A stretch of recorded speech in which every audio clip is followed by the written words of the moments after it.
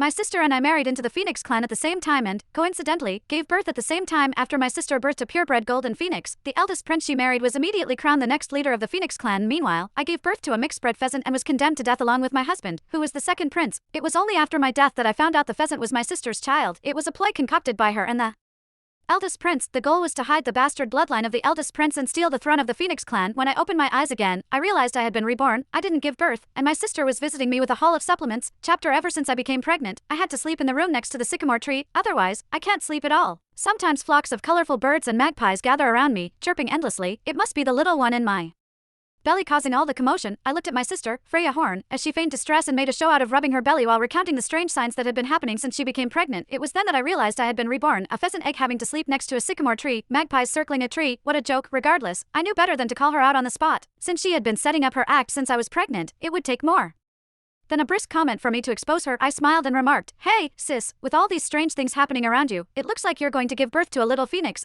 Freya beamed at the suggestion. Unbeknownst to her, I sensed the malice behind her smile. Both of us were legitimate daughters of the Bluebird clan, but our parents have never loved me. My mother resented me for not being born a son and blamed me for my father's withholding his affection from her. Since then, she has reserved all of her love for Freya. Eventually, we both married into the Phoenix clan. She was wedded to the benevolent and gentle eldest Prince Emmett Songhart, while I was married to the second in line, the courageous warrior, Prince Asgon Songhart. Later, we became pregnant at the same time when she came to me with a haul of supplements and invited me to Ambrose Hill Villa for a stroll. I did not suspect her of anything. Little did I know, it would be the beginning of my nightmare.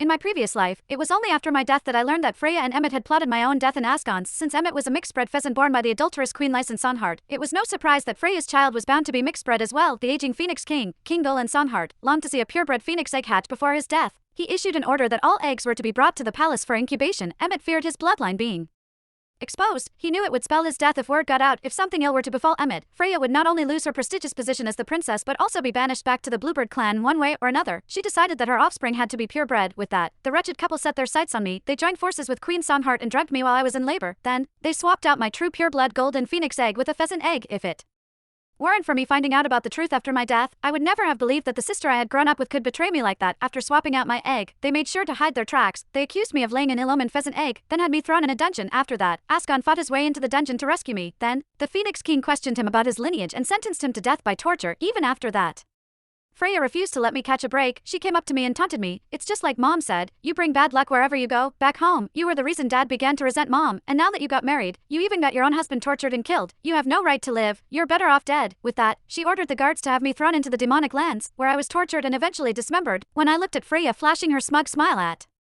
me, I had to suppress the surging anger within me.